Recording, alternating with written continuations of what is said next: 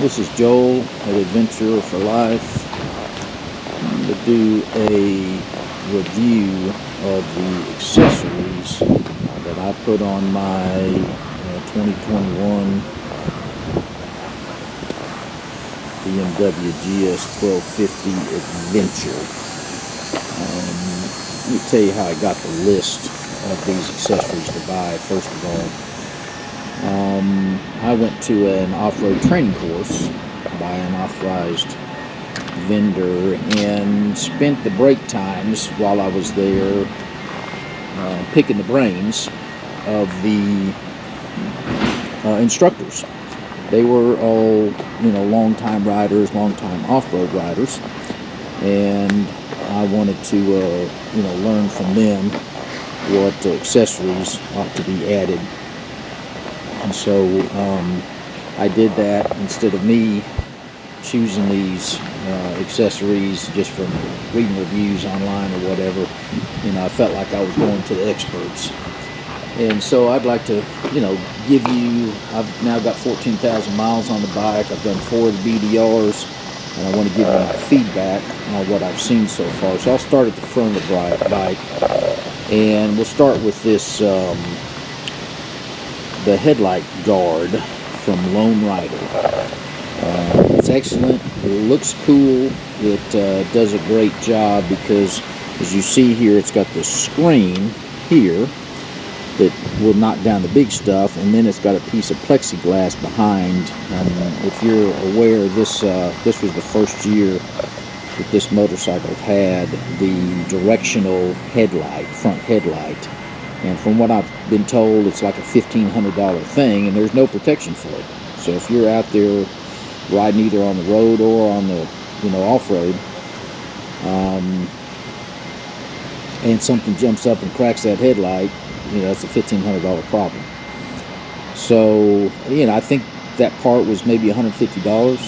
And so, again, it looks cool. It enhances the appearance of the bike, and it protects that front headlight. And from everything I've seen, it works well. You can pull down this front piece here and take off the plexiglass piece, so you can clean everything pretty easily, and so that's a good thing. Moving on, the Clearwater ancillary lights, auxiliary lights, fantastic. Now, if you see, there's only one of them installed right now because one of them, after I rode out west, was not working exactly right, so it was returned for warranty, and they fixed it free of charge, at no charge.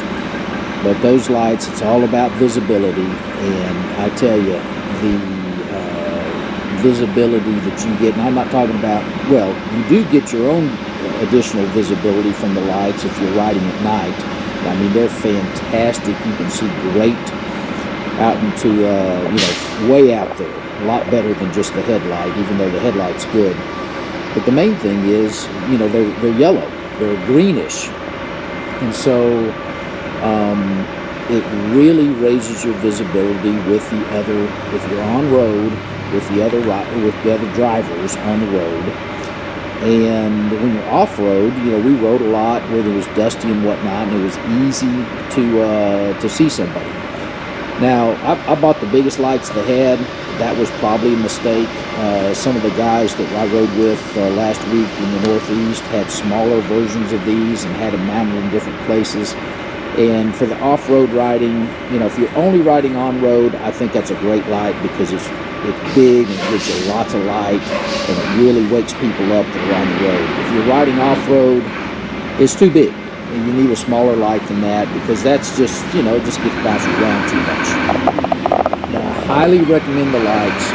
They're fantastic, and really increase your visibility to other drivers on the road. Again, these are just a little bit too big. You can see behind, I put a radiator cover on from R&G Adventure. I haven't had a problem with rocks or anything going up there and hitting the radiator, and has it not happened, or did it happen and that those covers protect it? I was told by multiple people that that was a very good addition to put on the bike. I did that. Again, relatively inexpensive. By the way, let's go back to the Clearwater lights. They're expensive. These big lights, and it's ridiculous, were about $1,500. And the other ones are, you know, they're cheaper because they're smaller, but they're very expensive. These radiator covers, I don't remember exactly what they were, but $50 or $100, something like that. I also bought, if you could see here, a cover for the exhaust pipes. You know, again, don't know if it's helped or not. I mean, I've run over a bunch of rocks. I've heard them hitting off the skid plate, which we'll talk about in a minute. But, you know, don't know that it's really protected anything or not. But, again, really cheap, really easy to install. So, why not? Since we're down here, let's go on to the skid plate. So that is a Black Dog CycleWorks skid plate. It was highly recommended from the guys. You see the initials on the front, Black Dog CycleWorks. It was highly recommended from the guys at this training course that I went to. There's the Black Dog logo insignia. And, you know, I've certainly heard lots and lots and lots and lots of rocks hit it when we were off-road. And, you know, there's no damage, no whatever. Certainly, you know, I'm going to say this, if you're going to ride off-road, I don't think what comes stock on the GS is sufficient. And so I would highly recommend you replacing it again. It's great. It is solid. There was one of the guys that went out west with us, actually, whose skid plate broke during the ride. He wasn't on a GS. Well, actually was on a GS 800. But, and they had to kind of hook it back together or whatever. But I'm pretty sure that skid plate will never, ever, ever break. All right, so moving on further back on the back. So this is not a big deal, but I bought this support here from Alt Rider. And it just, what you get factory is these bars and down to here. And if, you know, if you fall over, it could push this into the engine cylinder. And so this obviously just provides you an extra level of support and keeps this away. And so again, for not much money, I bought it from Alt Rider. Again, I don't remember exactly, $69 or $89, something like that. It's a security blanket. You know, it gets you something, gets you some safety that you know you may never need, you might need, and if you do, you'll be glad you have it. Moving on, I got, oh yeah, this, and I mentioned this on a prior video, this TourTech cable protector. So I actually, what it does is, you know, the motorcycle will not start in gear if the kickstand's down. And there's a cable that goes down to the kickstand that obviously makes that determination or whatnot. And that protector there, again, is $69, something like that. Just gives you an extra level of protection for that cable. And I actually, when I bent my shifter, the same rock that bent my shifter bent the first cable protector that I had. And you know, I don't know that rock would have cut the cable and left me out in the middle of the trail with not being able to start the bike, but I also don't know that it, you know, it didn't protect it from that. So again, for not much money and not much installation time, I think there's a lot of wisdom in installing that particular little piece. Let's move on to the saddlebag. So I've got Lone Rider bags. I mentioned these in a prior video.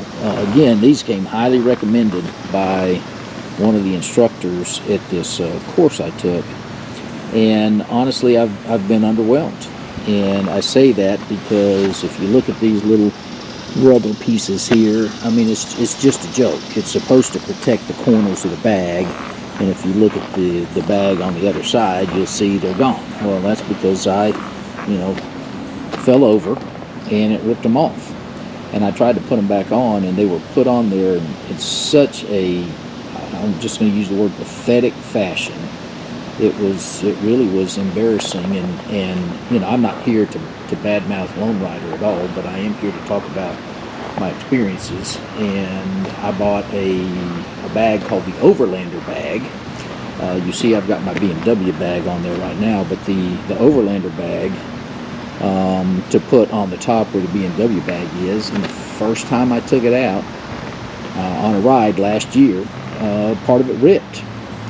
And you know, I can still hook it down, but the tear made it not waterproof anymore. And you know, so I mentioned the headlight cover from Lone Rider. You know, my experience with that has been good, but these bags and the inside bags, you know, they've gotten holes in them. I also bought a Lone Rider tent, and it got a hole ripped in it from just doing nothing. And so I've not been very pleased at all. I've been really pleased with how cool they look and all that kind of stuff, but as far as their longevity and serviceability, I've been very, very underwhelmed by the product. And there's some guys that were on the trip that I was on that had Tusk and had Moscow bags, and from what I could see and from talking to the other guys, the Moscow bags are really, really, really good. They're expensive, but these Lone Rider bags were expensive too. And the Tusk bags are a lot less expensive, but I think it's in the category of getting what you paid for. By the way, this BMW bag has been very good. It's waterproof internally. It's got the straps to you know, hold it down and whatnot. And so I found it to be a very usable and serviceable bag. I think they make a smaller version, and if I had to do over again, probably would. You know, bigger is always better. When you're looking at it, you're thinking about all the stuff you need to take, but when you water it down, it's you really don't need to take as much stuff as you think you do, and a smaller bag probably would have been better. Up here, I did get the double take mirrors. Just again, this bike came with 40th anniversary mirrors, and they're really, really, really cool looking, but you don't want to ride off-road with them because you tear them up. And so these double take mirrors are great. You know, they flex and, you know, move around. They're easy to adjust and whatnot. And so I found them to be very good. The ram mount, you know, it's great. You just, you know, hook this little ball to the handlebars, and you can adjust this thing in every way possible. I've heard people talk about, you know, oh, my phone might fall off. Well, if you use this little rubber piece, if you clamp it in here and you use this little rubber piece to hold the corners down, I mean, I rode 4 BDRs with it and never had any problem whatsoever. So you know, that's a great device. I saw guys with other devices. That's the one I happened to buy, and it's, you know, I found it to be very good. Okay, going on with the accessories. Now these next few items are not going to really be in the accessory category. Well, the first one is, but the rest of them are just things that I bought to take along that I think are a good deal. So, good idea. So the first is the Garmin, the BMW Garmin. This thing was about $1,000. As far as I'm concerned, absolutely worthless. The interface is horrible. The ability to build routes and whatnot is horrible. Now, if somebody gives you the GPS coordinates and you know how to punch the right buttons on here, okay, it's fine. But if you're trying to learn this from scratch, it's terrible. The interface is from, you know, 20-25 years ago, and it's just extremely difficult to figure out. Now, for the guys that started working with them 25 years ago, you know, it's just second nature to them. But if you want GPS and you don't know the Garmin interface well, I highly recommend you go the Gaia route. It's very good. It's intuitive. It's easy to work with. Even though I have tubeless tires, I brought along the tube because, you know, tubeless tires are great if the hole is on the face of the tire, but you get a cut in the side of the tire you get a you know, something that the plug kit can't handle, and you need some way to get some air in a tire. And obviously you'd have to take the air nozzle off of the rim, but still, at least you can put this tube in, even though it doesn't belong, and air it up and get off the trail. Speaking of airing up, both of these are obviously important. First, you got the plugger kit here. I didn't have to use it, thankfully. I didn't have any flats. 14,000 miles, 4 BDRs, no flats, no cuts, no nothing. Everything went fine. And then obviously this compressor is nice to have, because you can just plug it into the port on the side of the bike. So let's look at that. Well, it's on the other side, sorry. You plug the compressor in right there, and it runs off of your battery. So great to have. And you know, that's a really nice thing to have out on the trail if you need some air, or really anywhere, especially since gas stations don't like to give you air anymore. JB Weld kit. Now, you know, this was recommended, and you know, I bought one. It's cheap. You never know. We tried it on one of the guys out west. Rack for his bags broke, and we tried JB Weld. Unfortunately, we didn't have enough time for it to cure. We just had overnight, and it says 24 hours, and it didn't hold, and we ended up using tie wraps and stuff like that to hold it. Final thing is, sorry, there's a helicopter flying overhead. This cruise tool kit, and you know, it's nice to have. It's got a variety of tools in there. This is supposed to be designed for the BMW GS, so it's got the right torque sizes and the right wrench sizes and whatnot. And I did use some of the tools, and obviously got an air gauge and whatnot. And so I used this tool kit. It was $139, I think. So obviously, if you're going to be out there on the trail, you need some tools. All right, so that's it for the accessories I bought. I hope this is helpful in some fashion. Again, love the bike. It rides great on the road. Rides really good off-road until you get to the really rough stuff, and then, you know, it's a little heavy, a little bulky, doesn't absorb the shocks quite as well, and you're probably aware that they recommend a 21-inch front tire if you're doing a lot of off-road stuff, and this is a 19-inch, so it doesn't climb stuff quite as well. But anyway, for its purposes, for getting to and from a trail and riding a relatively easy trail, this is, and up to a medium, you know, medium hard trail, this is a great bike. Oh, I'm sorry, I just now remembered something. I put on handlebar risers. So this is the TourTech handlebar riser, and you see it not only raises the handlebar, but it also sets it back a little bit. And that really matters when you're riding off-road, because, you know, you're standing a lot. And, you know, doing the standing, it really is beneficial to have the handlebars up a little bit higher and set back a little bit.